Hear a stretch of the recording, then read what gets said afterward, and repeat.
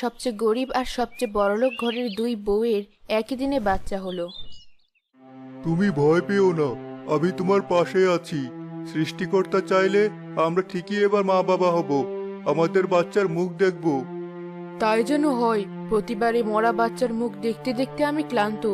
এবারও যদি মরা বাচ্চার মুখ দেখতে হয়, তাহলে আমি চাই তার আগে যেন আমিই মরে যাই। তুমি এসব বলো না, সব ঠিকঠাক মতো হবে। দেখো, আমাদের বাচ্চার কোনো কিছুর অভাব রাখবো না আমরা। এত সব ধন সম্পদ আমি কার জন্য করেছি? আমাদের বাচ্চার জন্যই তো। এবার আর নিরাশ হব না আমরা। ওই তো দাইমা চলে এসেছেন, তুমি এখন যাও। আমার খুব কষ্ট হচ্ছে, তুমি তাড়াতাড়ি দাইমাকে ডেকে আনো। ডাকতে গিয়েছিলাম, কিন্তু সে ভুইয়া সাহেবের বাচ্চা জন্ম দেওয়ার জন্য গিয়েছেন। ওখানে কাজ শেষ হলে এখানে আসবেন। আর কতক্ষণ লাগবে? আমি আর পারছি না।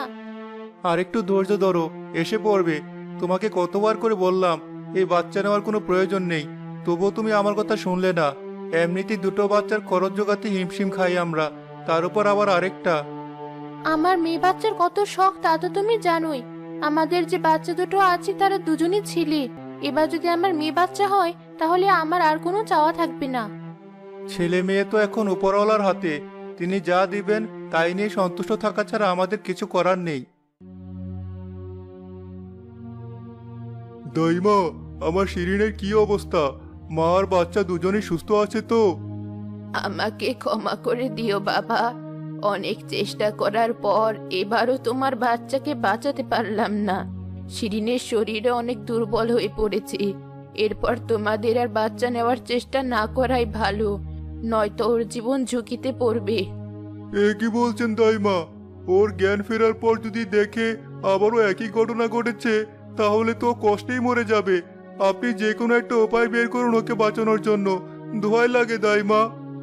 আচ্ছা, আমি দেখছি কি করা যায়।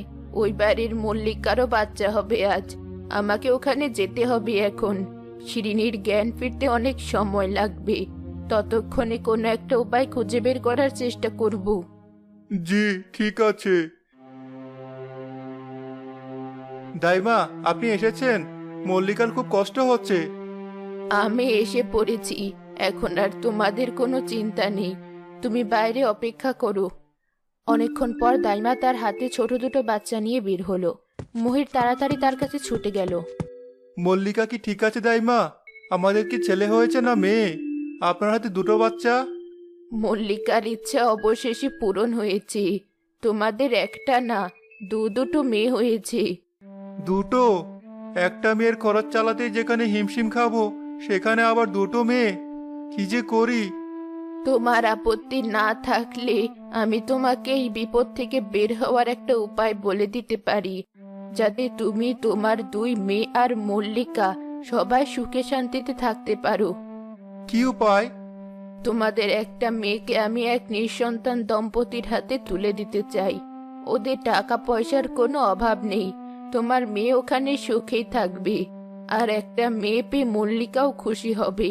তোমার উপরও চাপ কমবে। আপনার উপর আমার বিশ্বাস আছে, আমি রাজি আপনার প্রস্তাবে। নিয়ে যান আমার একটা মেয়েকে।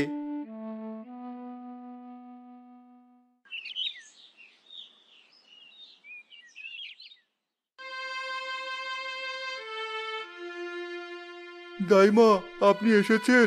অনেকক্ষণ পার হয়ে গেছে, এখনই শিরিনের জ্ঞান ফিরবে। কোনো উপায় বের করতে পারলেন কি? আপনার হাতে কি ওটা? শিরিনকে বাঁচানোর উপায় এই নাও। আজ থেকে ও তোমাদের মেয়ে। সত্যি বলছেন দাইমা? আপনাকে অসংখ্য ধন্যবাদ আমাকে সাহায্য করার জন্য। জ্ঞান ফেরার পর মল্লিকা আর শিরিন দুজনই তাদের পাশে তাদের মেয়ে সন্তানকে দেখে অনেক খুশি হলো। দুই পরিবারে এক বোন অভাবে আর অন্য বোন আভিজাত্যে বড় হতে থাকলো।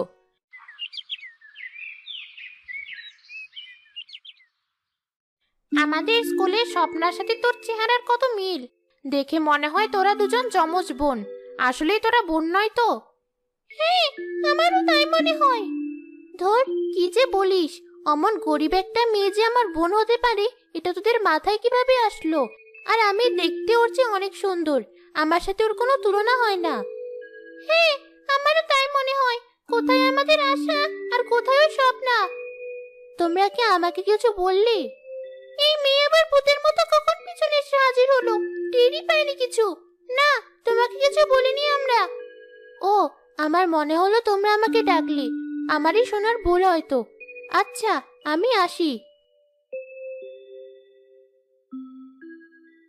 কি সাংঘাতিক মেয়ে! নাম বলতে না বলতেই সামনে এসে হাজির। চল আমরা বাজারে যাই। আশা আমাদেরকে আজ কিছু খাওয়াতে চেয়েছিল। আরে, আমি তো ভুলেই গিয়েছিলাম। চল চল। আজ না, অন্য দিন। টাকা শেষ হওয়ার পর বাবার কাছে টাকা চাইতে গিয়েছিলাম সকালে, কিন্তু বাবা টাকা দিতে দেরি করছিল বলে চিৎকার চেঁচামেচি শুরু করে দেই।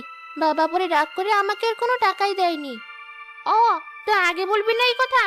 এই মিলি, চল বাড়ি ফিরে যাই। হ্যাঁ চল। দাঁড়া, আমাদের না একসাথে ঘুরতে যাওয়ার কথা ছিল আজ, যাবি না?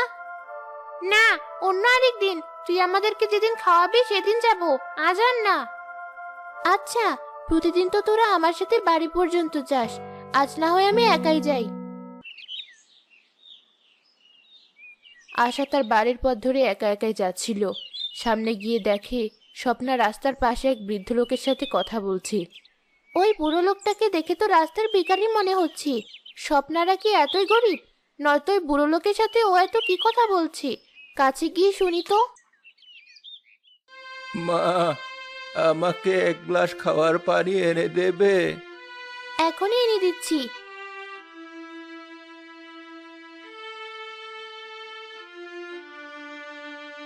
এই নিন।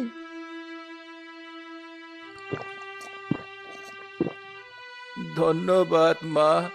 আমি বুড়ো মানুষ, চোখে কম দেখি। এই ছেঁড়া জামাটা যে সেলাই করব তাও পারছি না। তুমি একটু কষ্ট করে। দিন, আমাকে সেলাই করে দিচ্ছি।